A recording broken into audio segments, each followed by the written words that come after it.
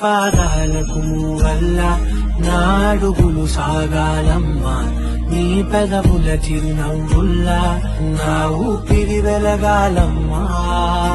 నిరంతరం నీ చంటి పాపల్లే ఉండాలి నేను నాళ్ళకి, నిన్నొదిలెంతగా ఎదగాలనుకునే అమ్మా. అణువణువణు నీ కొలువే అమ్మా, ఎదసడిలో శృతిలయలు నువ్వే అమ్మా.